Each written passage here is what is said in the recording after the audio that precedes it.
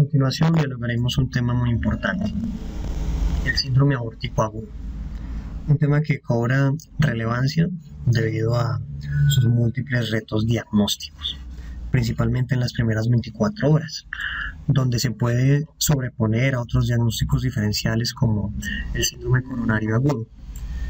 El síndrome aórtico agudo tiene varias particularidades que hacen que su diagnóstico sea difícil. Primero, la clínica, a pesar de que tenga una manifestación muy clásica que es el dolor aórtico, que más adelante lo vamos a describir. Segundo, el árbol de paraclínicos que deben realizarse para poder llegar a su diagnóstico. Por ejemplo, una tomografía axial computarizada con y sin contraste, mediciones de dímero D con puntos de corte distintos a los habituales y niveles de troponina. Por otro lado, también requiere el cálculo del nivel de riesgo y la evaluación de diversos factores de riesgo. En general, todo esto configura un diagnóstico que puede resultar complejo. Nos vamos a basar en un texto publicado por el Colegio Americano de Cardiología. Se publicó en el año 2021. Es una revisión exhaustiva de la evidencia disponible sobre este síndrome. El término síndrome aórtico agudo se acuñó por primera vez en el año 1998. Sin embargo, se describió en su totalidad en el año 2001. El síndrome aórtico agudo hace referencia a un grupo heterogéneo de condiciones o de pacientes que tienen unos signos y unos síntomas en común. ¿Cuál es el síntoma principal? El dolor aórtico, que clásicamente se define como un dolor tenebrante, localizado usualmente a nivel torácico, por lo cual en ocasiones se puede confundir con un diagnóstico diferencial que es el síndrome coronario agudo. El síndrome aórtico agudo hace referencia a 4 condiciones: la disección clásica, el hematoma intramural, la úlcera aórtica penetrante y la disección incompleta, cada uno con sus respectivas particularidades que exploraremos más adelante. Antes de profundizar en ellos, vamos a mencionar algunos conceptos básicos de manera superficial, debido a que el objeto de esta charla no es per se dedicarnos a ver ciencias básicas, sino que es evaluar el estado del arte para poder diagnosticarlo, para poder evaluar sus factores de riesgo y para poder brindarle un tratamiento oportuno. Luego de que la aorta emerge, más o menos a 2 centímetros, vamos a ver las ramas coronarias, la derecha y la izquierda. ¿Esto por qué es importante? Porque hasta el 15% de las disecciones pueden comprometer este territorio. Por ende, pueden generar compromiso en las arterias coronarias. Posteriormente podemos apreciar la aorta ascendente, la cual se curva en el arco aórtico. En este trayecto podemos apreciar el tronco brachiocefálico con sus respectivas ramas, la subclavia derecha y la arteria carótida común derecha.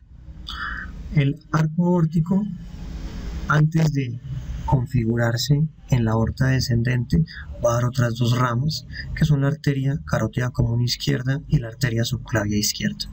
Posteriormente ya vamos a ver la aorta descendente. Cuando nosotros hablamos de síndrome aórtico agudo, ¿qué porciones de la aorta nos interesan? La aorta ascendente, el arco aórtico y la aorta descendente. Dialogar sobre epidemiología del síndrome aórtico agudo es complejo. ¿Por qué? Porque los estudios han sido series de casos retrospectivos, como por ejemplo el Registro Internacional de Disección Aórtico Agudo, que se conoce también como IRAD, han sido estudios de casos y controles, entre otros. En general, han sido evidencia que puede llegar a subestimar tanto la incidencia como la evaluación de determinados factores de riesgos o predictores pronósticos de esta condición. Recientemente se han ejecutado algunos estudios grandes de cohorte que se han basado en población sueca, en población británica, entre otros, que nos permiten estimar con mayor precisión cuál es la verdadera incidencia del síndrome aórtico agudo y cuáles son los factores de riesgo más importantes en esta entidad. Recientemente se publicó un estudio en población sueca y también en población británica. Estos estimaron que la incidencia anual de la disección clásica oscila entre 6 a 7.2 por cada 100.000 personas año. También se publicó un estudio estadounidense que encontró una incidencia de 7.7 por 100.000 personas año, con la particularidad de que el estudio realizado en norteamericanos evaluaba todas las lesiones aórticas agudas, no una en particular. En cuanto a la incidencia o la epidemiología, hay algunas cosas importantes que debemos mencionar. Lo primero es que el diagnóstico de síndrome aórtico agudo es más frecuente en hombres. Es 2 veces más frecuente puntualmente. Además es más común en ancianos. Por otro lado, cuando nosotros hablamos de diagnósticos particulares, el diagnóstico de la disección clásica usualmente es en pacientes más jóvenes que aquellos que presentan ulceraciones de placa aórtica esclerótica. Y esto sirve a un grupo de variables correlacionadas con la fisiopatología particular de cada uno de ellos. En cuanto a la edad media de diagnóstico, usualmente es en torno a los 66 a 72 años. Debemos mencionar, a pesar de que es un estudio retrospectivo, algunos datos interesantes que encontró el estudio IRAT. El estudio IRAT describió que las mujeres que presentaban disecciones clásicas usualmente tenían una presentación clínica distinta. Esa presentación clínica diferente generaba que las mujeres consultaran más tarde al hospital y tuvieran peor estado clínico en el momento de ingresar, lo cual se asociaba con un pronóstico negativo. Otro dato importante es que a pesar del avance de la tecnología, la incidencia del síndrome aórtico agudo ha venido en ascenso. Esto posiblemente secundario a que también ha aumentado la esperanza de vida. Y recuerden que el síndrome aórtico agudo es una condición que se presenta sobre todo en pacientes añosos, principalmente en individuos entre 66 a 72 años. En cuanto a la epidemiología particular de cada una de las entidades que conforman este síndrome, el 80% son disecciones aórticas. El 15% son hematomas intramurales y el 5% son ulceraciones aórticas. En relación a la mortalidad del síndrome aórtico agudo es elevada, ronda el 50%. Existen muchos factores de riesgo que se han descrito en la academia para poder hablar de síndrome aórtico agudo. Factores de riesgo que involucran condiciones que aumentan el riesgo cardiovascular o el riesgo de estrés en las paredes endoteliales, hasta condiciones genéticas, entre otras. Dentro de las condiciones asociadas a daño endotelial encontramos la hipertensión, el feocromocitoma, el consumo de estimulantes o cocaína, la realización frecuente de maniobras de valsalva, el trauma, también la coartación de aorta, entre otros.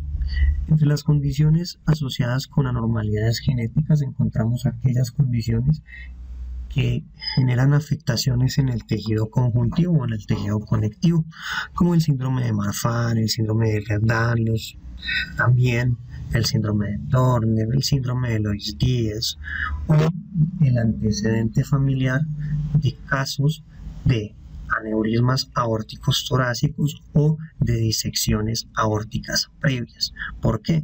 Porque eso se puede asociar con mutaciones genéticas en genes como el SMAD3 o también con mutaciones a nivel del receptor para el factor tumoral de crecimiento beta. Las vasculitis inflamatorias, por su efecto a nivel del endotelio, también se asocian con una mayor incidencia de síndrome aórtico agudo. Hablamos de vasculitis como la arteritis de Takayasu, la arteritis de células gigantes o la arteritis de Beckett. Y finalmente existen otros factores que son dispersos en el sentido de que no se pueden involucrar en una sola agrupación, que también aumentan el riesgo de síndrome aórtico agudo, como el embarazo, la enfermedad poliquística renal, el uso crónico de corticosteroides, la inmunosupresión y también la existencia de aterosclerosis. La inmunosupresión que se asocia principalmente con el síndrome aórtico agudo es la inmunosupresión que es secundaria a la administración de agentes farmacológicos. Para considerar este síndrome, la Sociedad de Patología Cardiovascular estableció unos criterios histológicos puntuales sobre cada una de estas entidades. Son criterios histológicos que tienen que evidenciarse en la pared aórtica que está enferma. Recuerden que la aorta tiene 3 capas distintivas: la adventicia, la media y la íntima. Y cada una de estas condiciones patológicas tiene una fisiopatología particular y compromete de una forma distinta a la pared aórtica. Vamos a desglosar esto. Analicemos entonces algunos aspectos fisiopatológicos individuales. Empecemos con la úlcera aórtica penetrante. La fisiopatología, de forma resumida, es la siguiente. Hay un factor predisponente que configura la aterosclerosis sistémica. Factores predisponentes como hipertensión, dislipidemias y en general todos aquellos factores que nos aumentan el riesgo cardiovascular, incluyendo, claro está, a la obesidad y al sobrepeso. Estos factores de riesgo condicionan una aterosclerosis sistémica y eventualmente condicionan la formación de una placa en la aorta. La placa en la aorta llega a un momento en el cual se inestabiliza y empieza a liberar también factores inflamatorios, porque finalmente el síndrome aórtico agudo tiene un componente inflamatorio importante. Se empiezan a liberar interleuquinas inflamatorias y finalmente va a llegar un momento en el cual se va a romper la placa. Y cuando se rompe la placa, se forma una úlcera. Esta úlcera, por fuerzas de cizallamiento, entre otras, puede ir aumentando y puede ir penetrando más la capa, hasta que llega a la capa media, hasta que perfora la adventicia y finalmente ocasiona una ruptura aórtica, con condiciones claramente desastrosas. En cuanto a la disección incompleta inicia con la degradación de la pared vascular, puntualmente a nivel de la vasa vasorum. En teoría, según las apreciaciones fisiopatológicas clásicas, el hematoma intramural se diferenciaba de la disección aórtica por el hecho de que el hematoma intramural no tenía lesiones en la íntima. En la actualidad, gracias a los estudios histopatológicos, se sabe que el hematoma intramural sí puede tener pequeñas lesiones en la íntima, que no son tan significativos como las lesiones de la disección. Además, se sabe que estas patologías pueden llegar a confluir. Como les comentaba, el hematoma intramural se genera principalmente porque hay un daño en la vasa vasorum, que la vasa vasorum se encuentra en el interior de las capas de la aorta.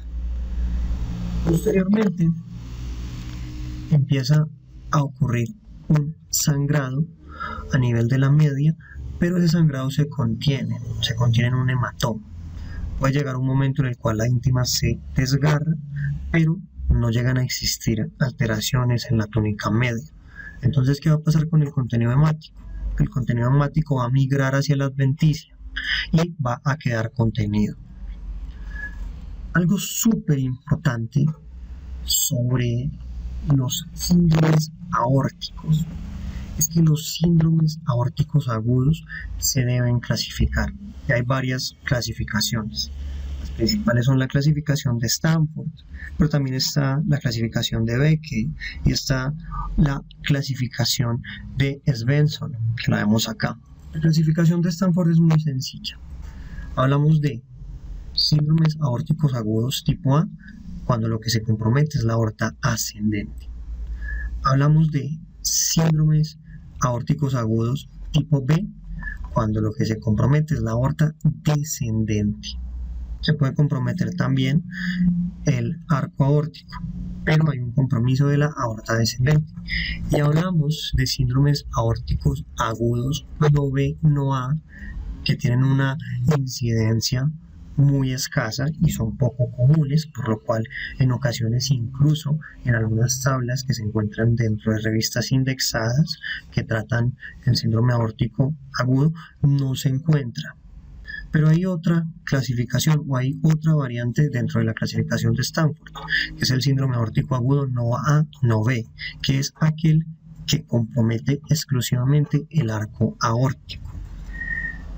Recientemente, la Sociedad de Cirugía Vascular y la Sociedad de Cirugía de Tórax definió también como síndrome aórtico agudo tipo B cualquier disección aórtica que tenga un desgarro de entrada que se origina distalmente al ostium de la arteria brachiocefálica.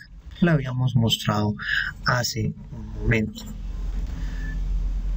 Es importante que nosotros mencionemos que el síndrome aórtico agudo que se asocia con mayores resultados desfavorables o con mayor mortalidad es el tipo A. En resumen, lo podemos clasificar como Stanford A cuando involucra la ascendente, Stanford B cuando no la involucra y Stanford no A, no B cuando solamente compromete el callado aórtico. Acá podemos apreciar la clasificación de Stanford. Existe otra clasificación, como habíamos enunciado, que es la de Backey. En el caso de la tipo 1, la tipo 1 sería un Stanford A, donde el desgarro, como podemos apreciar, se extiende en la aorta ascendente y se propaga por el arco aórtico y continúa hasta la parte distal de la aorta descendente. La tipo 2 es aquella que solamente afecta la aorta ascendente. Miren que la tipo 1 de Backey y la tipo 2 de Backey, si las clasificamos por Stanford, serían Stanford A, por lo cual requeriría un manejo quirúrgico urgente. Y tenemos la tipo 3, que la tipo 3 vendría a corresponder al Stanford B, donde básicamente la lesión se extiende sobre la aorta descendente y puede llegar hasta el diafragma. Los síndromes aórticos también se pueden clasificar según Svensson. Svensson los divide en 5. La clase 1 es la disección clásica, que tiene un lumen verdadero y uno falso. La clase 2 es el hematoma intramural. La clase 3 es la presencia de una sutil disección sin hematoma. La clase 4 es la úlcera penetrante aórtico aterosclerótica. Y por último, la clase 5, que es aquella que es iatrogénica o que es traumática, como podemos ver en la imagen. La disección clásica se genera tras una separación de las capas de la pared aórtica con un desgarro a nivel íntimo medial. En cuanto a la fisiopatología y en cuanto a la histología, se postula que esta se genera como consecuencia de un desgarro a nivel de la íntima. Ese desgarro lo que hace es generar una luz falsa dentro de la capa media, como podemos apreciar en esta imagen, que tiene un corte histológico con tinción tricrómica de Mason. Esta es una muestra de una disección clásica que se presentó en una aorta ascendente. Como podemos ver, en el corte se evidencia un falso lumen, donde tengo el cursor. Este falso lumen divide la capa media en dos. Histopatológicamente, en la disección clásica, hay una degeneración de la capa media. Se puede encontrar también una fragmentación y un adelgazamiento de las fibras elásticas, con una consecuente acumulación de matriz extracelular mucoide. La íntima también puede ser en estas situaciones especialmente delgada. Y debemos mencionar que en los pacientes que tienen patologías o trastornos asociados con el tejido conectivo, la degeneración medial va a ser muchísimo mayor. Uno de los desencadenantes de la disección clásica que históricamente se ha planteado en la literatura es la hipertensión arterial descontrolada. Continuando, tenemos el hematoma intramural. Y la definición clásica o histórica de un hematoma intramural es una disección sin desgarro de la íntima. o sea, una disección no comunicante. En esta imagen podemos ver claramente lo que les estoy comentando. Miren que el hematoma se extiende solamente dentro de la capa media, pero miren que el hematoma no está afectando en ningún momento la íntima. Los hematomas intramurales se suelen asociar con lesiones ateroscleróticas. Lo que se cree, como habíamos dicho previamente, a diferencia de la disección clásica, que se debe a un desgarro de la íntima como tal, el hematoma intramural es fruto de una ruptura a nivel de la vasa vasorum, y esa ruptura en la vasa vasorum lo que genera es una hemorragia intramural secundaria. Recientemente también han surgido otros conceptos que complementan lo que conocemos sobre los hematomas intramurales. Por ejemplo, algunos autores afirman que el hematoma intramural es una disección clásica con una falsa luz trombosada de manera aguda. Adicionalmente, algunos estudios también han mostrado la prevalencia de desgarros o de puntos comunicantes de la luz que se encuentran expuestos en hematomas intramurales, pero no son tan significativos como la disección clásica. Por lo cual, en ocasiones, como mencionamos, estos dos, la disección y el hematoma intramural, pueden compartir un mecanismo fisiopatológico en común. Fisiopatológicamente, los hematomas intramurales van a generar un flujo restringido dentro de la pared aórtica y en ocasiones estos se pueden reabsorber o, en el caso de que evolucionen, pueden llegar a una disección clásica. Aquí podemos apreciar un hematoma intramural en una tomografía axial computarizada. Miren la imagen A, es previa al contraste y básicamente lo que podemos apreciar acá donde tengo el cursor es un engrosamiento de la pared aórtica a nivel de la aorta descendente. También podemos apreciar acá la lesión en un espécimen. Miren, acá podemos entonces encontrar el hematoma que se contiene específicamente y que no se asocia con desgarros de la íntima y se ve muy bonito. Continuamos hablando de la úlcera de la placa aórtica aterosclerótica. La ulceración de una placa aórtica aterosclerótica se caracteriza, como vemos en la imagen, porque hay una lesión que penetra la lámina elástica interna y la penetra hacia la media. Estas lesiones, como vemos bien aquí, usualmente son lesiones focales. Son lesiones focales que suelen presentarse en pacientes que tienen enfermedades ateromatosas graves, de ahí su asociación con factores de riesgo cardiovascular. Estos suelen localizarse en la aorta torácica descendente y se asocian con hemorragias intramediales localizadas. Esas hemorragias en ocasiones pueden propagarse y también pueden llegar a causar disecciones aórticas. En teoría, lo que nosotros vemos en estos pacientes es que hay una calcificación de la pared y hay una inflamación. Y esto dificulta la progresión de la hemorragia hacia la disección clásica, pero puede haber progresión. Lo que lo dificulta usualmente es que haya una alteración tan significativa de la pared secundaria a calcificaciones. En ocasiones, la úlcera puede atravesar la adventicia y puede llegar a generar incluso una ruptura de la aorta o un pseudoaneurisma. La mayoría de los pacientes que tienen ulceraciones clásicas, placa aórtica aterosclerótica, son asintomáticos, pero un porcentaje significativo puede llegar a presentar síntomas. La última es la disección incompleta. La disección incompleta básicamente es un desgarro limitado y agudo de la íntima.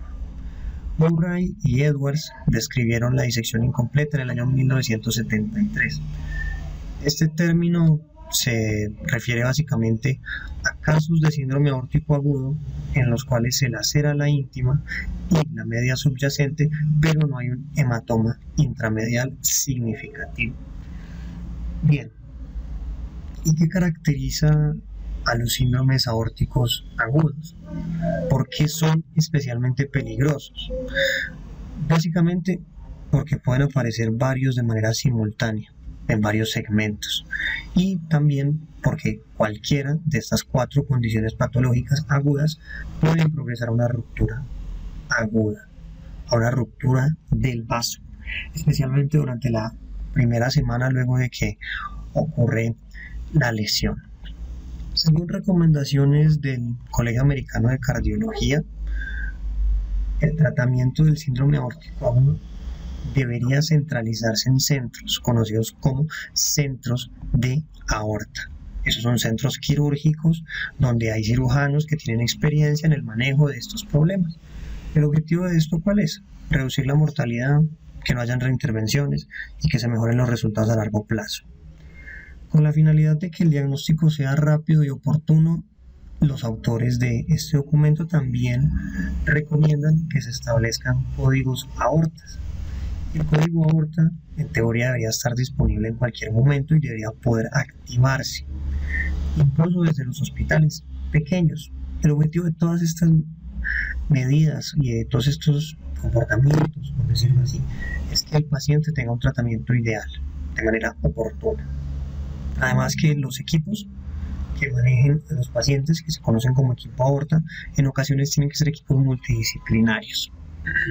Todo esto obviamente se respalda en la evidencia. Se ha demostrado que en la actualidad los pacientes que son tratados por cirujanos que no tienen experiencia en esta condición fallecen más y tienen peores desenlaces. Como hemos venido tratando, diagnosticar un síndrome aórtico es un reto. ¿Por qué? Porque es una condición con baja prevalencia, es una condición con una presentación clínica inespecífica y es una condición que carece de biomarcadores específicos. En este sentido, este documento del Colegio Americano de Cardiología nos entrega una herramienta muy útil que es un algoritmo de 3 pasos. Entonces, el primer paso es calcular la probabilidad de tener un síndrome aórtico agudo. Desde el año 2011 existe una calculadora para poder estimar el riesgo de síndromes aórticos. Esto que les estoy comentando tiene un nivel de evidencia 1. Entonces, básicamente nosotros debemos indagar factores como hipertensión arterial. Además, resulta elemental que nosotros identifiquemos rápidamente un dolor aórtico, que es un dolor súbito y tenebrante.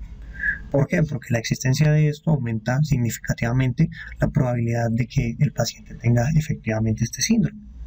Asimismo, se debe hacer un examen sistemático, porque esto aumenta la posibilidad de sospecharlo. Luego de que nosotros sacamos el primer paso, tenemos que realizar estudios, como el EKG, para descartar un síndrome coronario agudo. Y tenemos que realizar paraclínicos como troponinas y dímero D. El dímero D tiene una alta sensibilidad, tiene un valor predictivo positivo malo, pero tiene un valor predictivo negativo excelente. En este orden de ideas, afirma el Colegio Americano de Cardiología que entre más alto sea el dímero D, más probable es que el paciente tenga un síndrome aórtico agudo. Y en ese orden de ideas deberíamos sospechar este diagnóstico cuando el dímero D es mayor a 1600. Ese es el punto de corte que se tiene en la actualidad, no es 500. Para poder distinguir entre un tromboembolismo pulmonar, que también nos va a elevar el dímero D, y el dímero D también hace parte de su diagnóstico en el momento agudo, y poder diferenciar el TEP del síndrome aórtico agudo, podemos tomar estudios tomográficos. Bien, la combinación de todas estas conductas y la realización de una tomografía computarizada de aorta desde las ramas cervicales a las ramas iliofemorales hace que el diagnóstico sea mucho más oportuno. La TAC debería, en teoría, realizarse con contraste y sin contraste. El diagnóstico de un síndrome aórtico agudo es especialmente probable cuando el paciente tiene un dímero D elevado y la puntuación de riesgo nos da más de 1. Recuerden que existen algunos estudios complementarios, pero solamente son complementarios, como la ecocardiografía, pero entre la ECO-TT y la ecografía transesofágica se prefiere el ecocardiograma transesofágico, porque es más útil. En pantalla podemos ver la calculadora para detectar el riesgo de disección aórtica. Debemos tener especial precaución con las troponinas, no olviden lo que habíamos dicho hace un momento. El 15% de las disecciones aórticas tienen compromiso de los senos coronarianos.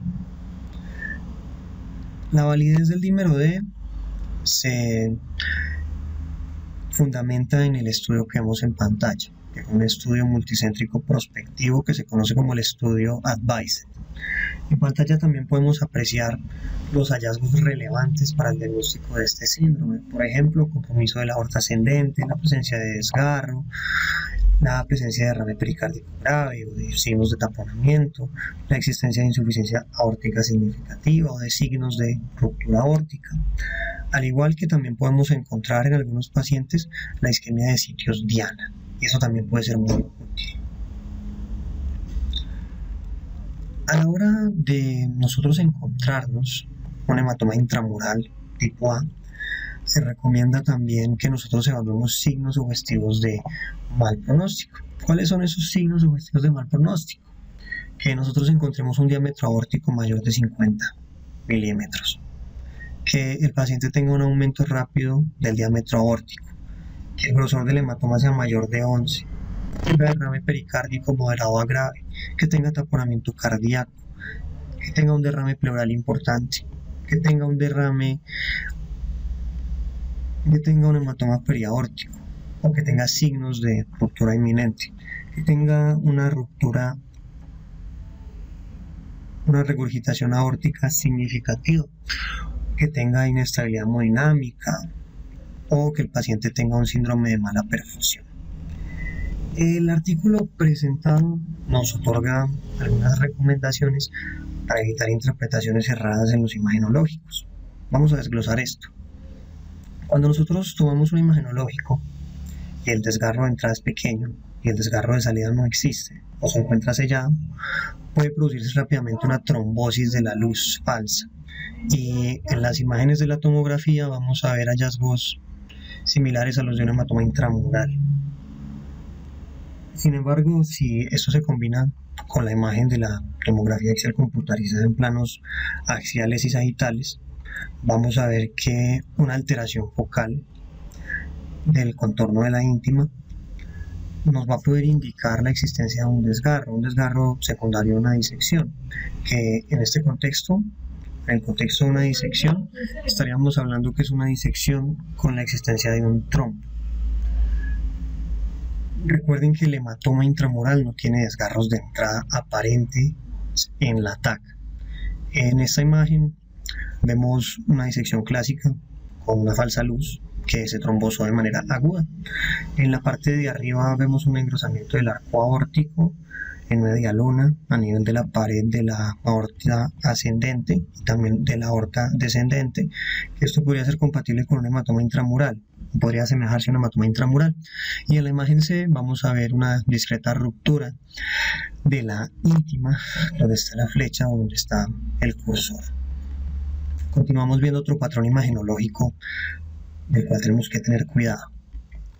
Bien, los hematomas intramurales suelen aparecer como un engrosamiento de la pared aórtica en forma de media luna, o sea, un engrosamiento no circunferencial, con una superficie luminal lisa.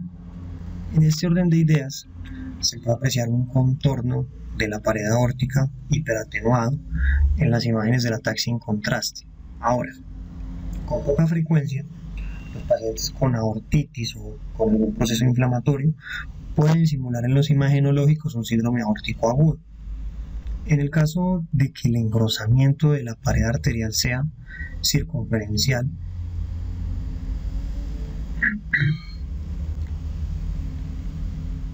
de hecho, en este caso podemos apreciar un engrosamiento de la pared arterial, es un engrosamiento circunferencial. También podemos apreciar un realce homogéneo en la imagen de la TAC con contraste. Bueno, continuamos con los trombos murales y los hematomas intramurales. Lamentablemente no encontré ninguna imagen, el documento no da ninguna imagen, así que traje una descripción textual de lo que está en el artículo. Básicamente el texto nos dice que el trombo mural en una aorta dilatada puede aparecer como un engrosamiento de la pared en forma de media luna, por lo general con una superficie luminal irregular, pero no va a mostrar atenuación alta en las imágenes de la TAC sin contraste. Adicionalmente, el hematoma intramural desplaza las calcificaciones de la íntima hacia adentro, mientras que las calcificaciones de la pared se ubican a lo largo del borde externo de la aorta en la trombosis mural. Por último, tenemos tres términos y diagnósticos que debemos diferenciar. El primero es proyección similar a una úlcera. Básicamente estos son resultado de una ruptura de la íntima en un segmento con un hematoma disecante y aparecen como pequeñas áreas saculares que tienen un realce con bocas anchas y esas bocas anchas sobresalen de la luz aórtica hacia la pared aórtica. Estas lesiones pueden surgir en cualquier segmento de la aorta y se asocian con eventos aórticos adversos mayores, por ejemplo, formación de aneurismas, disección focal y ruptura. El otro concepto es el de úlcera aórtica penetrada, que estas van a ser áreas saculares que tienen una boca ancha, que clásicamente se asocia con placas de ateroma y suelen acompañarse en mayor o menor medida de un hematoma intramural. También pueden producir un remodelado de la pared aórtica. La mayoría van a afectar la aorta descendente y rara vez van a tener como desgarro de entrada a una disección focal.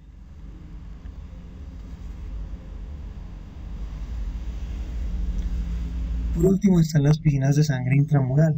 Las piscinas de sangre intramural son charcos de sangre pequeños que se encuentran dentro de un hematoma intramural. Los vamos a ver como áreas redondeadas de realce cuando nosotros tomamos un TAC, o los vamos a ver como charcos focales en el Doppler color mediante un ecocardiograma transesofágico. Esos charcos sanguíneos usualmente se detectan exclusivamente en la aorta descendente y se comunican con la luz aórtica verdadera mediante ostium de las arterias costales y lumbares que han sido seccionados por el hematoma disecante. Por último, vamos a hablar del manejo.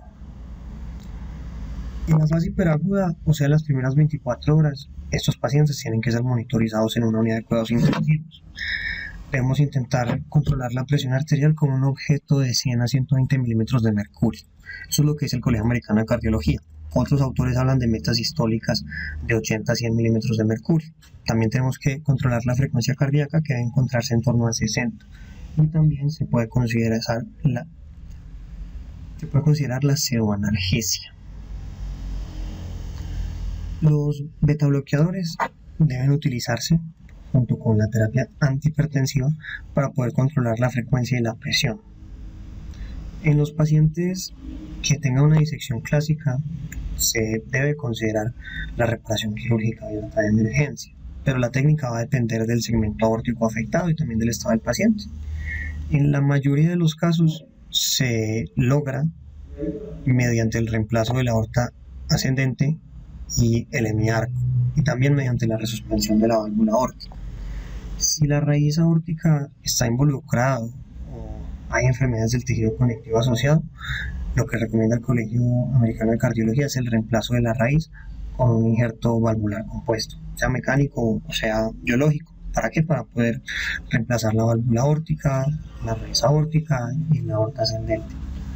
Además, las arterias coronarias se tienen que reimplantar en el injerto. Esa técnica es una versión modificada del procedimiento clásico de Bentall de Bono. Además, es la opción de tratamiento estándar en la disección clásica tipo A que afecta la raíz aórtica. Pero cuando la enfermedad no afecta a los senos de Valsalva, usualmente es suficiente con un injerto de intraposición. Al mismo tiempo, la válvula aórtica puede ser reemplazada o no. El reemplazo del hemiarco con anastomosis distales abiertas también es un tratamiento que se utiliza como estándar para los síndromes aórticos tipo A. Para la disección clásica tipo B con complicaciones se puede realizar una reparación endovascular de la aorta torácica, ¿sí? En los casos no complicados se puede hacer una reparación selectiva para prevenir complicaciones tardías. Y en la disección aórtica limitada de la aorta ascendente, la cirugía de emergencia puede estar indicada. Para los hematomas intramurales tipo A, los occidentales recomiendan cirugía y los asiáticos recomiendan terapia médica. Finalmente, para el hematoma intramural tipo B, en el inicio el manejo debe ser conservador. En ocasiones va a requerir manejo quirúrgico. Para la ulceración de la placa aórtica aterosclerótica, las indicaciones de manejo son similares a las del hematoma intramural tipo B. Algo muy importante sobre el tratamiento médico, sobre todo en la etapa hiperaguda, es que no deben utilizarse vasodilatadores puros por el reflejo que generan en la frecuencia cardíaca y también por el efecto de cizallamiento que puede generar la frecuencia cardíaca en tal condición. Voy a finalizar la charla con este algoritmo sobre el manejo de los hematomas intramurales. Básicamente primero se clasifican, si es B, se opta por terapia médica y, dependiendo del caso, por TEVAR, que es terapia o reparación endovascular,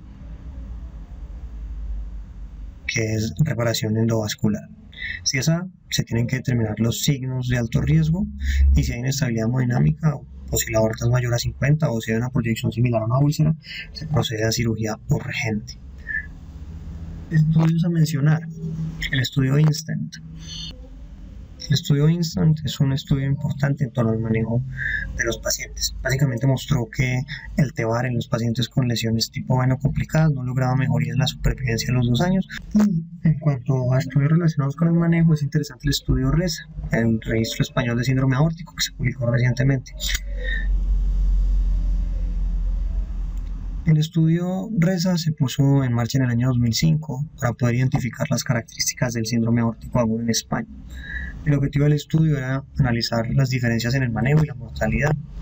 Este estudio involucró prospectivamente a pacientes de 30 centros asistenciales y básicamente mostró que había ocurrido una disminución en la mortalidad por síndrome aórtico agudo tipo A que coincidía con un aumento en el tratamiento quirúrgico. Además mostró que en el tipo B el tratamiento endovascular se asociaba con una mejor supervivencia, lo que permitía un manejo mejor en los pacientes para evitar complicaciones. Lamentablemente, pese a que el estudio se hizo con una N significativa, una población de 1902, tiene varias cosas metodológicas que disminuyen su fiabilidad, como que por ejemplo el 74% de los pacientes eran varones.